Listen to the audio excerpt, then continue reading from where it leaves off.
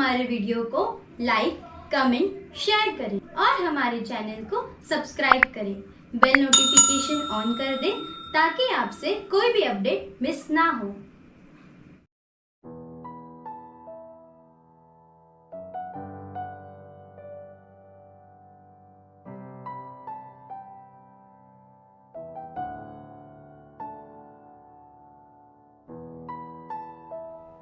पिछली बार हमने याकूब के पुत्र की कहानी देखी, जिसमें शमौन और लेवी शेमेत के नगर पर हमला करते हैं ताकि अपने बहन के साथ हुए कुकर्म का बदला ले सके। और याकूब बेतेल की ओर जाता है और परमेश्वर के लिए वेदी बनाता है। आज के एपिसोड में हम याकूब की कहानी का चौथा भाग देखेंगे, जिसमें याकूब के पुत्र यहूदा के विषय में और यूसुफ की कहानी का पहला भाग देखेंगे, जिसे हम उत्पत्ति 37 से 39 में देखते हैं। आओ हम इसे हिस्सों के आधार पर देखें।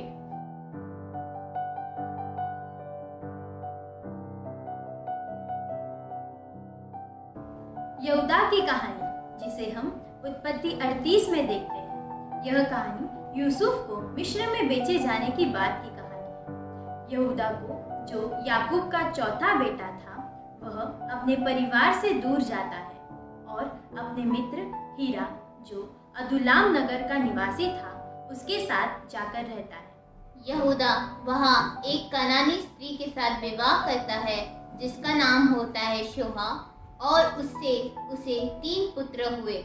पहला एर, दूसरा ओनान और तीसरा शेला रखा गया। यहूदा अपने पहले पुत्र का विवाह तामार से कराता है, पर उसका पुत्र एर परमेश्वर की निगाह में दुष्ट था और परमेश्वर उसे मार डालता है। यहूदा अपने दूसरे पुत्र ओनान से कहता है कि अपने बड़े भाई के वंश रखने के लिए अपनी भाभी के साथ संबंध बना, ताकि उस बच्चे के जरिए तुम्हारे भाई का नाम बना रहे। ओनान कपटी था और संबंध के समय जानबूझकर वह उसे पूरा नहीं होने देता था, वीर्य को जमीन पर डालता था। इससे परमेश्वर ओनान से अति क्रोधित हुआ और उसे भी मार डाला। इस पर यहूदा घबरा गया और तामार से कहता है कि वह अपने मायके में विधवा बनकर रहे, और जब उसका तीसरा बेटा शादी लायक हो जाए तब उसका विवाह उससे कर दिया जाएगा। यहूदा डर गया था कि ऐसा ना हो कि उसके तीसरे बेटे की भी मौत न हो जाए, और तामार अपने मायके चली गई। इसी बीच यहूदा की पत्नी शुआ की भी मौत हो जाती है। कुछ समय बाद जब यहूदा अपने गम से बाहर आ गया, तो अपने दोस्त हीरा के साथ तिर्माथ में गया, जहाँ भेड़ों के ऊन कटने का काम हो रहा था। तामार को पता चलता है कि यहूदा, उसका ससुर, वहाँ आ रहा है। तामार को लगता है कि उनका आना शायद इसीलिए था कि शेला विवाह योग्य हो गया हो और उसका विवाह होगा। वह सच कर और अपने चेहरे को पर्दे से ढककर मार्ग में इंतजार करती है। यहूदा जब वहां पहुंचता है, उसे लगता है कि एक वेश्या है जो किसी ग्राहक को खोज रही है। यहूदा उससे कहता है उसके साथ सोने के लिए, जिसके बदले में वह उसे बकरी के बच्चे को देगा। वह नहीं जानता था कि वह उसकी बहू है, और तामार भी नहीं बताती है, पर उससे पूछती है कि जब तक तुम बकरी को लेकर आओगे तो तुम क्या गिरवी रखोगे। जिस पर यहूदा पूछता है कि क्या रख सकता हूँ। तामार उससे उसका मोहर रस्सी के साथ और उसकी छड़ी मांगती है, जिससे वह बकरी के बदले में वापस लेकर जा सकता है। यहूदा मान जाता है और स्त्री के साथ सोता है, और बाद में तामार यहूदा की चीजें को लेकर अपने पिता के घर में जाती है और विधवा के वस्त्र धारण करती है। बाद में यहूदा अपने मित्र को बकरी के साथ भेजता है उस जगह पर, और कहता है कि उस वेश्या से उसकी मोहर और छड़ी ले आने के लिए।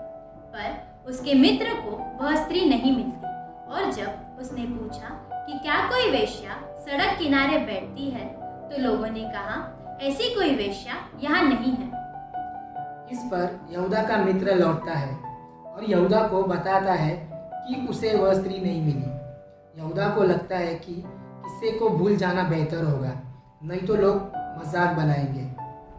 कुछ समय के बाद यहूदा को खबर मिलती है कि उसकी बहू पर वेश्या का इल्जाम लगा है, क्योंकि वह गर्भवती है, और उसने यहूदा को कहला भेजा है कि यह सामान जो उसके पास है वह होने वाले बच्चे का पिता है, और तामार का कहना है कि यहूदा इसके विषय में जानता होगा।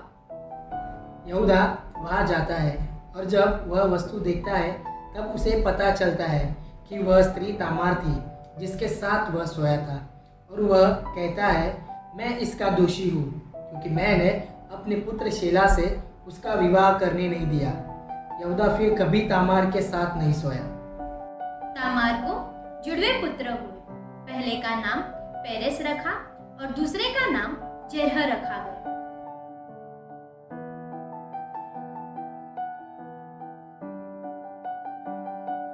यूसुफ, जो याकूब का 11वां बेटा है, वह बचपन से ही अपने पिता का चहीता है, क्योंकि राहेल का पहला बेटा और उसके बुढ़ापे की संतान है।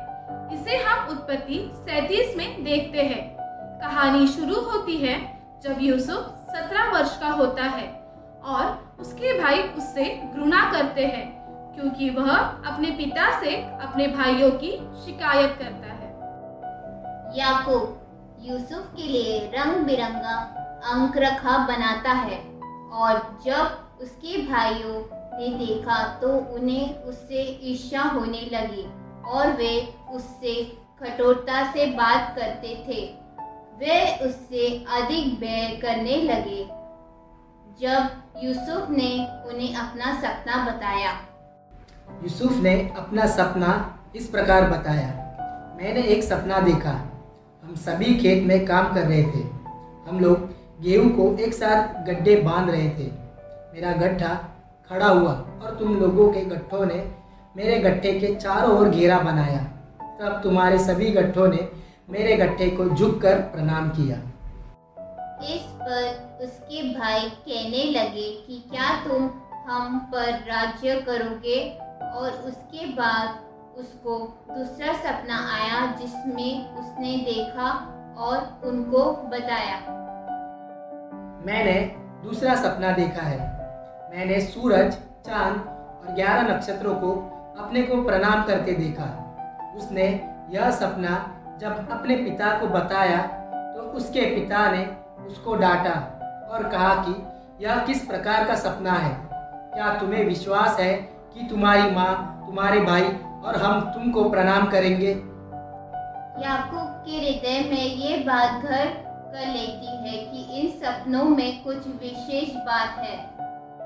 एक दिन जब यूसुफ के भाई अपने भेड़ों को चराने के लिए शेकेम के यहाँ ले गए तो उसके पिता ने यूसुफ को भेजा अपने भाइयों की खबर लाने के लिए। यूसुफ अपना रंग बिरंगा अंगरखा पहनकर जाता है।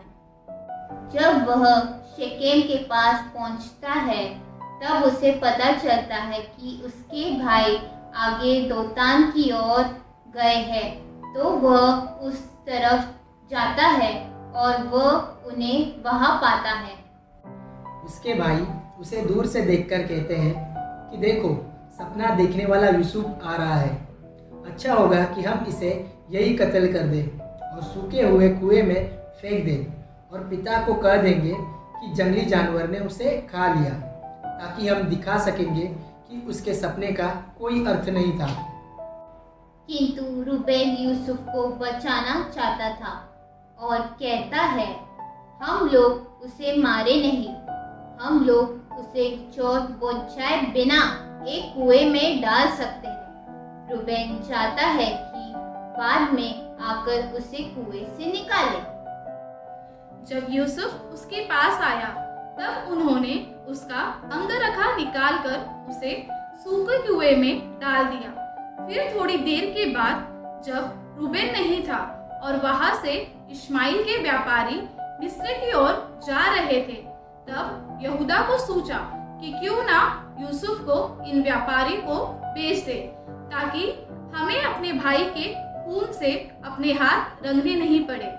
और सारे भाइयों ने बात मानी और यूसुफ को व्यापारी को 20 सोने के सिक्कों के लिए बेच दिया। रूबेन जब वहाँ आया तब उसने यूसुफ को वहाँ नहीं पाया और वह दुखी हुआ और उनके भाइयों से पता चला कि उसे बेच दिया गया है। उन्होंने यूसुफ के अंगरखा को लेकर बकरी के खून में भिगोया और अपने पिता याकूब के पास ले गए और उससे पूछा कि क्या यह अंगरखा यूसुफ का है। जब याकूब ने उसे देखा तो वह विलाप करने लगा, क्योंकि उन्होंने अपने पिता को यही कहा कि शायद जंगली जानवर उसे खा गए होंगे। याकूब शोक में पूरी तरह डूब गया और व्याकुलता में यही कहने लगा, मैं मरने के दिन तक अपने पुत्र यूसुफ के शोक में डूबा रहूंगा।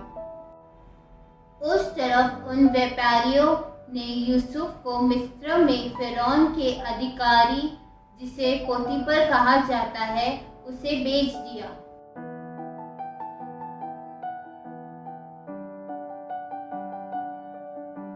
यूसुफ पोतीफर के घर में, जिसे हम उत्पत्ति 39 में देखते हैं। यूसुफ पोतीफर के घर में काम करता है और परमेश्वर की कृपा उस पर होती है। जो भी कार्य वह अपने हाथ में लेता है, परमेश्वर उसकी सहायता करता है। पोतीफर को यह बात पता चलती है और वह उसे अपने घराने के हर कार्य पर अधिकारी रखता है। वचन 6 इस विषय में बताता है, उसने अपना सब कुछ यूसुफ के हाथ में यहाँ तक छोड़ दिया कि अपने खाने की रोटी को छोड़ वह अपनी संपत्ति का हाल कुछ न जानता था। और यूसुफ सुंदर और रूपवान था। पोतीफर की पत्नी यूसुफ पर मोहित थी और चाहती थी कि वह उसके साथ शारीरिक रिश्ता रखे, जिसके लिए उसने कई बार उससे कहा। पर यूसुफ उससे कहता है, सुन, जो कुछ इस घर में है मेरे हाथ में है, उसे मेरा स्वामी कुछ नहीं जानता और उसने अपना सब कुछ मेरे हाथ में सौंप दिया है। इस घर में मुझसे बड़ा कोई नहीं और उसने तुझे छोड़ जो उसकी पत्नी है मुझसे कुछ नहीं रख छोड़ा। सो भला मैं ऐसी बड़ी दुष्टता करके परमेश्वर का अपराधी क्यों कर बनूं? पर एक दिन जब यूसुफ अकेले काम से घर में जाता है और वहाँ कोई और नौकर नहीं होते, तो पोतीफर की पत्नी उसके वस्त्र को पकड़कर उससे जबरदस्ती करना चाहती है। पर यूसुफ उस वस्त्र को छोड़ वहाँ से भाग जाता है। यह देखकर वह स्त्री जोर जोर से चिल्लाती है और दूसरे नौकरों को इकट्ठा करती है और कहती है कि यूसुफ उसका बलात्कार करना चाहता था, पर उसके चिल्लाने की वजह से वह अपना कपड़ा यही छोड़कर भाग गया। जब पोतीफर घर आता है तो उसकी पत्नी उसे उसी प्रकार कहती है, जिससे पोतीफर क्रोधित हो जाता है और उसे कारागार में डाल दिया जाता है, जहाँ फिरौन के अपराधियों को डाला जाता था। परमेश्वर यूसुफ के साथ कारागार में भी होता है। वचन 21 कहता है, किंतु यहोवा यूसुफ के साथ था, यहोवा उस पर कृपा करता रहा। और जो पद में रक्षकों का प्रधान होता है, वह यूसुफ से बेहद खुश होता है और कारागार की सभी चीजों पर यूसुफ पर भरोसा रखता है।